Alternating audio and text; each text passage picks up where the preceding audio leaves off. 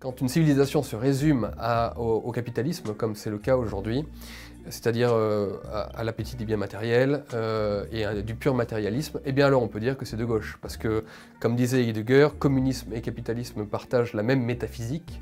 Et cette métaphysique matérialiste, qui considère que seul justement le monde tel qu'il est et le monde matériel existe, et que cette espèce de désir infini pour les biens matériels, qu'il soit partagé ou qu'il ne le soit pas, hein, c'est la question du communisme et du capitalisme, eh bien c'est un même monde, c'est un même univers qui est encore une fois celui du matérialisme.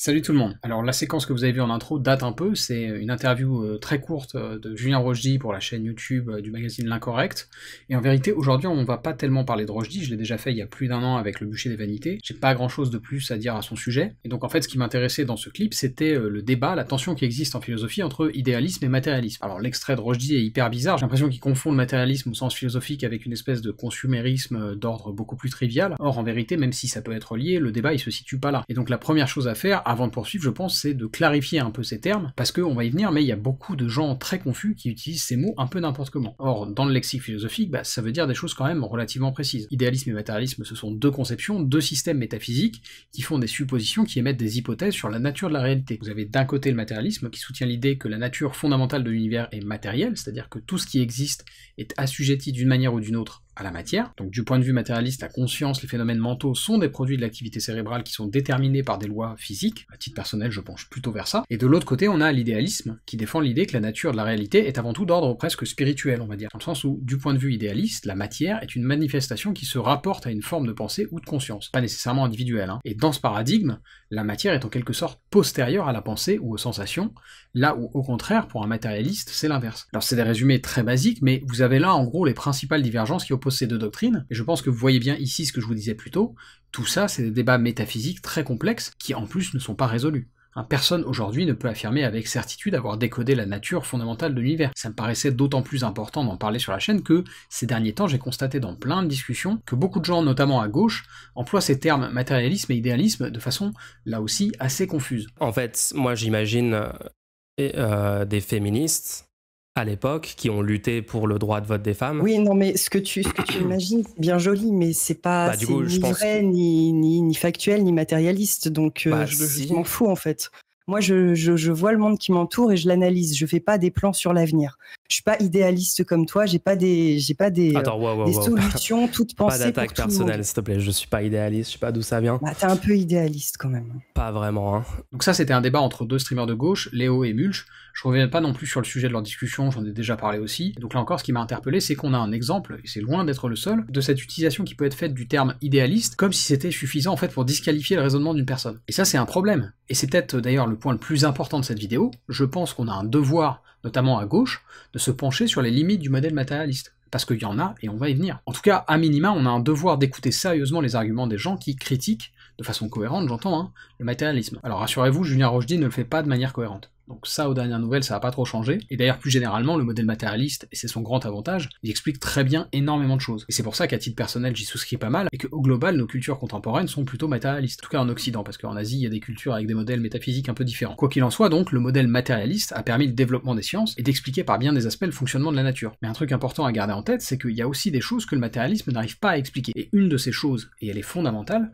c'est le phénomène de conscience. Le fait que dans de la matière, comme par exemple un corps humain, puisse émerger une conscience. Et ça, c'est quelque chose qui pose fondamentalement problème au modèle matérialiste, et qui a même donné lieu à ce qu'on appelle en philosophie de l'esprit le problème complexe, le problème difficile de la conscience, hard problem en anglais, et ce problème il va me permettre d'introduire la première référence d'aujourd'hui, qui est un philosophe australien qui s'appelle David Chalmers, qui a conceptualisé ce problème de philosophie de l'esprit dans un article paru en 1995 qui s'appelait Facing Up to the Problem of Consciousness. Je vous lis tout de suite un extrait pour montrer où il situe le problème. Je cite. Il est indéniable que certains organismes font l'expérience subjective de leur propre conscience, mais la question de savoir comment une telle expérience émerge est déroutante. Comment se fait-il par exemple que lorsque nos systèmes cognitifs traitent des informations visuelles et auditives, ce traitement soit effectivement corrélé à une expérience visuelle ou auditive précise, les nuances d'un bleu profond, la sensation produite par la note d'eau? Comment expliquer la réalité subjective que nous vivons lorsque nous nous représentons une image mentale, ou bien les sensations produites par une émotion? Il est largement admis que l'expérience découle d'une base physique, sensorielle, mais nous n'avons pas d'explication valable sur les raisons qui font survenir le ressenti vécu. Qu'est-ce qui explique que le traitement d'informations au niveau cérébral donne naissance à une vie intérieure riche? Il semble objectivement déraisonnable que cela se produise, et pourtant c'est un fait.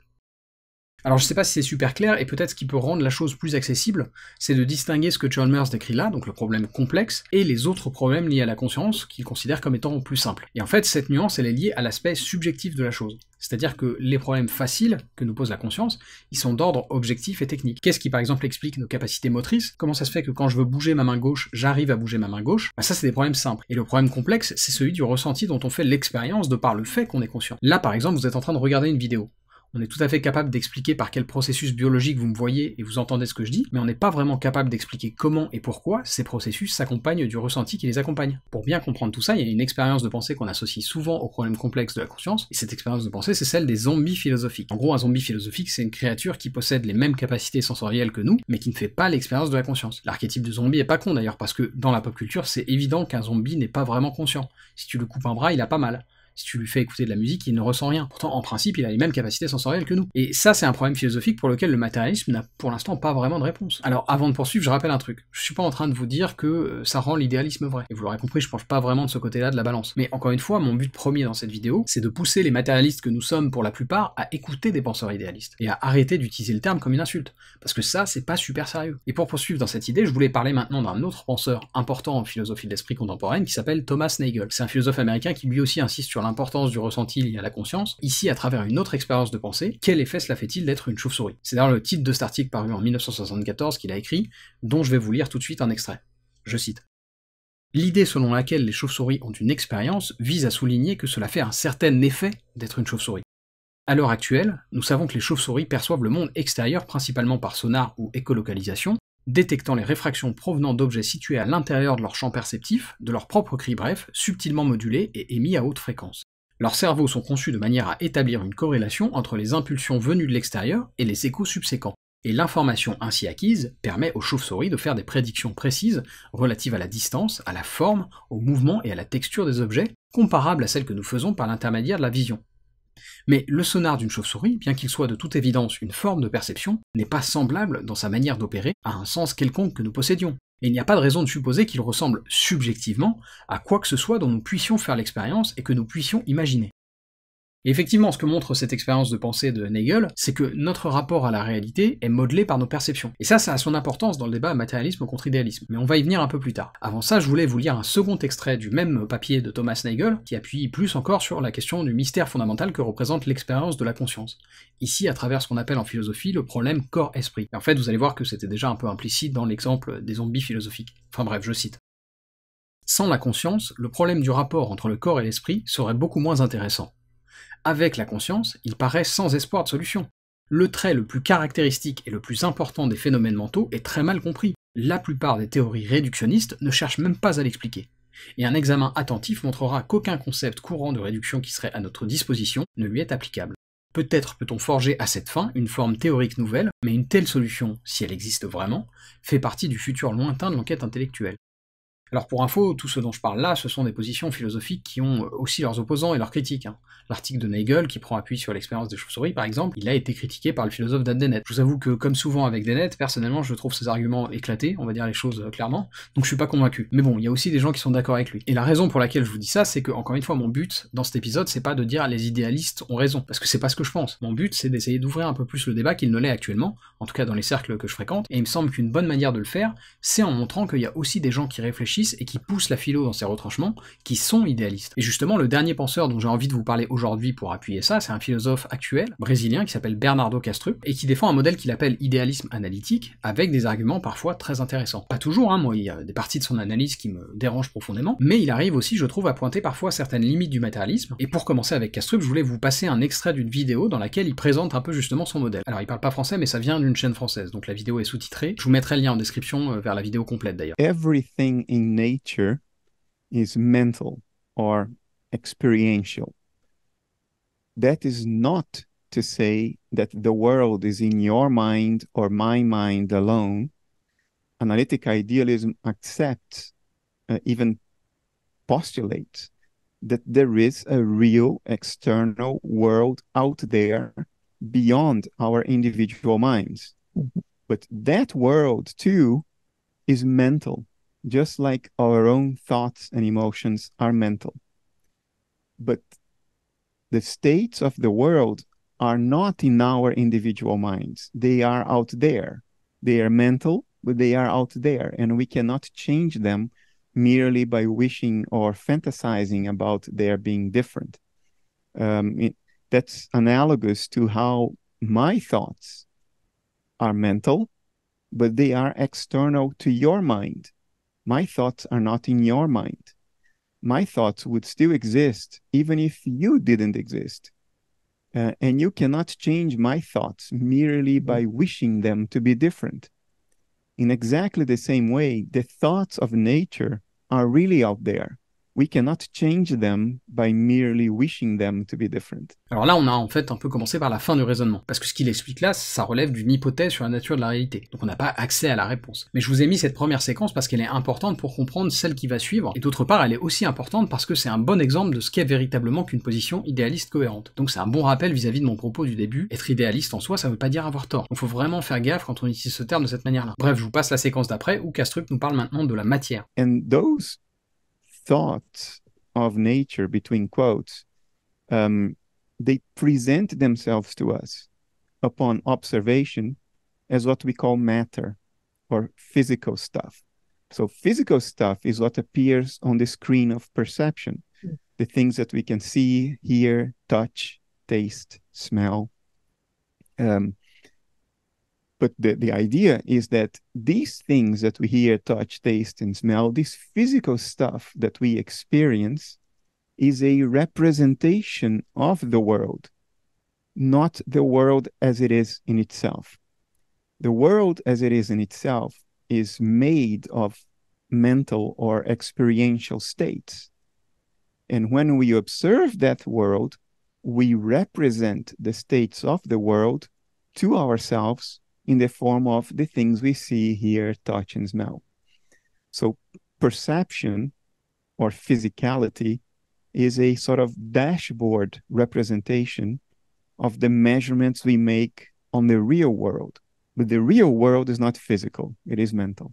Encore une fois, laissons de côté sa conclusion sur la nature de l'univers. Il y a un truc qui est indéniable dans son propos, même quand on est matérialiste, c'est qu'on perçoit le monde par le biais de nos sens.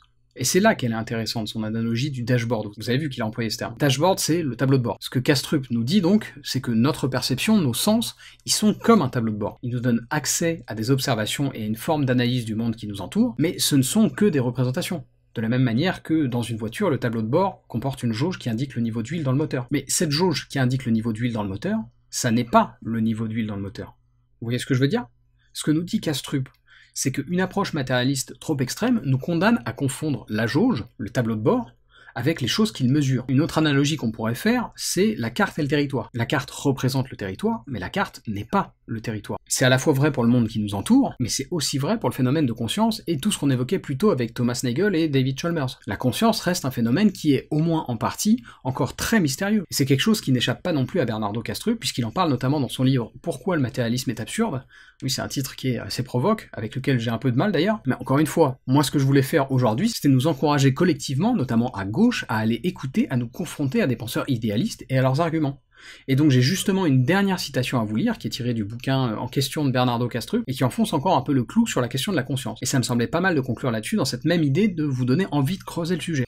Donc je cite, « En ce qui concerne la conscience, il n'y a aucun moyen, même en principe, de déduire les propriétés de notre expérience subjective à partir des propriétés de la matière. En d'autres termes, il n'y a aucun moyen de déduire la perception consciente, la cognition ou les sensations à partir de la masse, du mouvement, de la rotation ou de la position des particules subatomiques qui constituent notre cerveau. Une telle défaillance analytique rend impossible de déterminer si une correspondance spécifique entre un processus cérébral et une expérience consciente est raisonnable. Par conséquent, toute correspondance proposée semble au départ aussi valable, ou aussi invraisemblable, que n'importe quelle autre, ce qui est un fait mis en avant à tort pour soutenir le matérialisme.